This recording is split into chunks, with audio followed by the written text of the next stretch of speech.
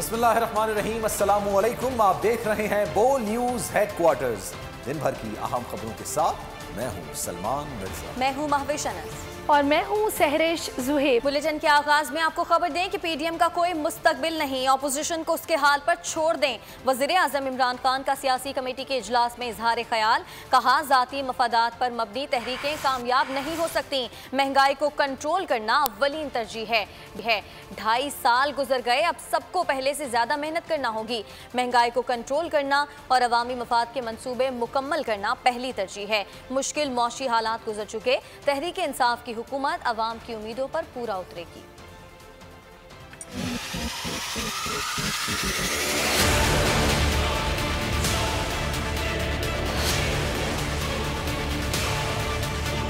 Opposition से ना घबराएं, अशियाए ज़रूरिया की कीमत कम कराएं। वज़ीर आज़म की खिलाड़ियों को महंगाई पर फोकस करने की हिदायत। वज़ीर आज़म इमरान खान की ज़ेर सदारत सियासी कमेटी का इजलास हुआ, जिसमें मौजूदा सियासी सूरत हाल का जायजा लिया गया। इजलास से इजहार ख्याल करते हुए वज़ीर आज़म इमरान खान ने कहा, ऑपोजिशन को उनके हाल पर छोड़ दें, ज़ाती मफादात पर मबनी तहरीकें कामयाब नहीं हो सकती। पहले भी कहा था, पीडीएम का कोई मुस्तकबिल नहीं। वज़ीर आज़म का कहना था कि 2.5 साल गुजर गए, अब सबको पहले से ज्यादा मेहनत करना होगी। महंगाई को कंट्रोल करना और अवामी मुफाद के मंसूबे मुकम्मल करना पहली तरजीह है। इमरान खान ने कहा, मुश्किल माशी हालात गुजर चुके, तहरीक इंसाफ की हुकूमत अवाम की उम्मीदों पर पूरा उतरेगी। वज़ीर आज़म ने कोरोना के बायस मालाकन और दीगर मकामात पर जल्द से मनसूख कर दिए।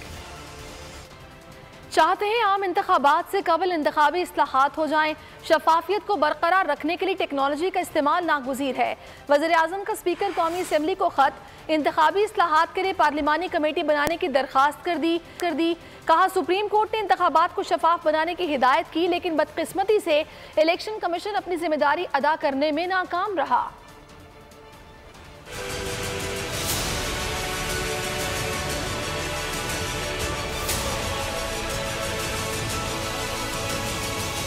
सेनेट इंतखाबात में अदम शफाफियत। वज़ीर आज़म ने स्पीकर कौमी असम्बली को चिट्ठी लिख डाली। वज़ीर आज़म की जानिब से लिखे गए खत में स्पीकर कौमी असम्बली से पार्लिमानी कमेटी बनाने की दरख्वास्त की गई। उन्होंने कहा, चाहते हैं आइंदा आम इंतखाबात से कबल इंतखाबी इस्लाहात हो जाएं। शफाफियत को बरकरार रखने के लिए टेक्नोलॉजी का इस्तेमाल नागुज़ीर है। वज़ीर आज़म का कहना था कि हालिया सेनेट इंतखाबात में एक मरतबा फिर पैसा चला। उन्होंने हर सतह पर शफाफ इंतखाबात के लिए इंतखाबी इस्लाहात की बात की। सेनेट इंतखाबात में हमारी जमात ने ओपन बैलेटिंग का मुतालबा किया। खत में वज़ीर आज़म ने कहा, हम कौमी असम्बली में बिल लाए और सुप्रीम कोर्ट भी गए। सुप्रीम कोर्ट ने इंतखाबात को शफाफ बनाने की हिदायत की, लेकिन बदकिस्मती से इलेक्शन कमीशन अपनी जिम्मेदारी अदा करने में नाकाम रहा। वज़ीर आज़म ने खत में लिखा, वोट की शफाफियत जमहूरियत के लिए जरूरी है। करप्ट प्रैक्टिसेस को रोकने के लिए इस्लाहात नागुज़ीर हैं।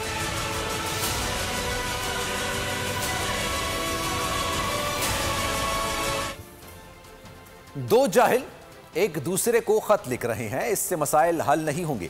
शाहिद खाकान अब्बासी का वजीर आजम की चिट्ठी पर शदीद रद्द-ए-अमल। कहा, स्पीकर को पार्लिमानी रिवायात का पता ही नहीं, उनकी पार्लिमानी कमेटी में कौन जाएगा, इलेक्ट्रॉनिक मशीन कौन उठा कर ले जाएगा, फिर इंसाफ कहां होगा। पहले इलेक्शन के निजाम में बिगाड़ पैदा करने वालों को पकड़ें, डस्का में वोट चोरी करने वालों और सेनेट में कैमरे लगाने वालों को पकड़ा जाए।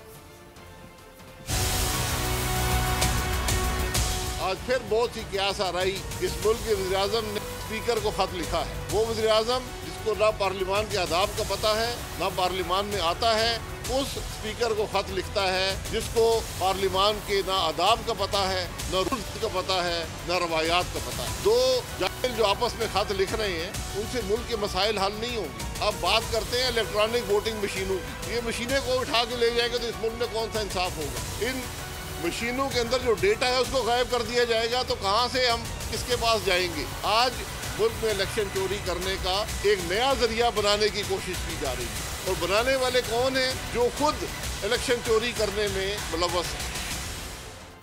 पाकिस्तान डेमोक्रेटिक मूवमेंट के इजलास में चेयरमैन सेनेट के इंतखाब में यूसुफ रजा गिलानी के मुस्तरद होने वाले वोटों का मामला भी जेर बहस आया। कुछ रहनुमाओं ने कहा कि पीपल्स पार्टी ने खुद यूसुफ रजा गिलानी के नाम पर मोहर लगाने की हिदायत की। महमूद खान अचकजई भी खूब गरजे, बोले पीपल्स पार्टी को हमारे अरकान पर शक था, इसीलिए उनसे बैलेट पेपर्स पर मुख्तलिफ मकामात पर मोहरें लगवाई गईं। अंदरूनी कहानी जानिए इस रिपोर्ट में।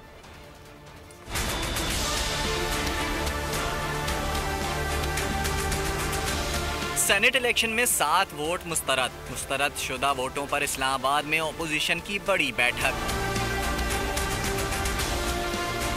यूसुफ रजा गिलानी के 7 वोट मुस्तरद होने पर अपोजिशन जमातों ने वोटों का मामला पीडीएम इजलास में भी उठा लिया। जराये के मुताबिक रहनुमाओं ने शिकवे शिकायत भी खूब की। किसी ने कहा कि हमें पीपल्स पार्टी ने खुद कहा था कि यूसुफ रजा गिलानी के नाम पर मोहर लगानी है, तो बाज रहनुमाओं ने शिकवा किया कि हमें यूसुफ रजा गिलानी के नाम के दरमियान मोहर लगाने का कहा।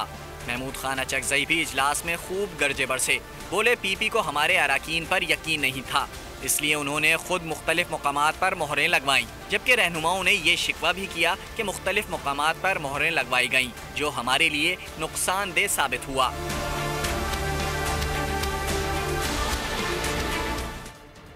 चेयरमैन सेनेट सादिक संजरानी का अपोजिशन को ऐवान की कार्रवाई अदालत में ना ले जाने का मशवरा।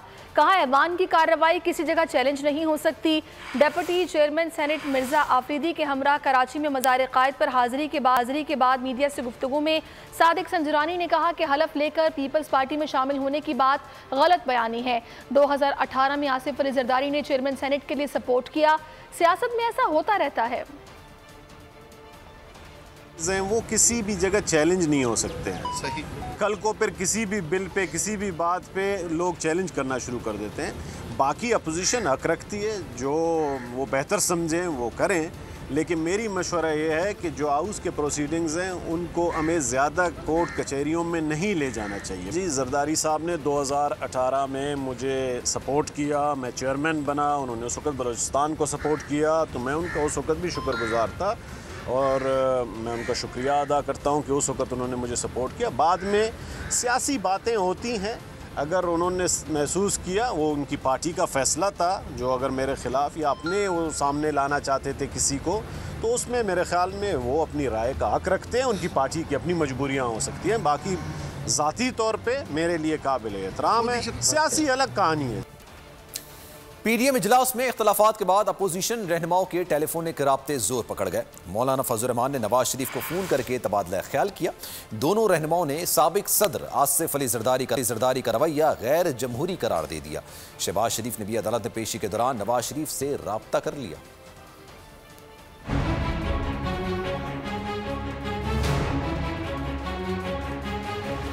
इस पे इख्तलाफ में इख्तलाफात, पीडीएम क़यादत के हाथ से निकल गई बात, बड़ी बैठक में फैसले न हो सके, रहनुमाओं ने राब्तों के लिए फ़ोन उठा लिए।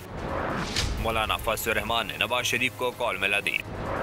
दोनों रहनुमाओं ने आसिफ जरदारी का रवैया गैर जमहूरी करार दे दिया। नवाज शरीफ बोले 90 की दिहाई की सियासत दफन करके आगे बढ़े थे। फिर इल्ज़ाम तराशी का मकसद क्या था? मौलाना फजल रहमान ने भी लीगी क़ायद के मौक़िफ़ की तायद की। बोले आसिफ जरदारी के बयान से तकलीफ पहुंची। उधर शहबाज शरीफ ने भी अदालत में पेशी के दौरान बड़े भाई का नंबर डायल कर दिया। शहबाज शरीफ ने नवाज शरीफ से इनकी तबीयत दरियाफ्त की।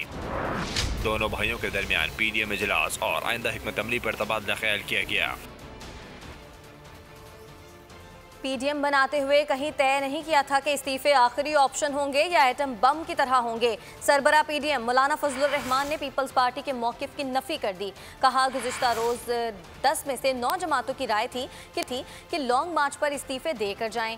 ये भी कहा गया कि चलो सिर्फ कौमी असम्बली से इस्तीफे दिए जाएं, आधा ऐवान खाली हो जाएगा, लेकिन पीपल्स पार्टी ना मानी। जब आधा ऐवान खाली हो जाएगा तो उन्हें भी इस्तीफे देना पड़ेंगे। पीपल्स पार्टी सीईसी इजलास के बाद अपना मौक़िफ़ बताएगी। हम पीपल्स पार्टी को साथ रखना चाहते हैं।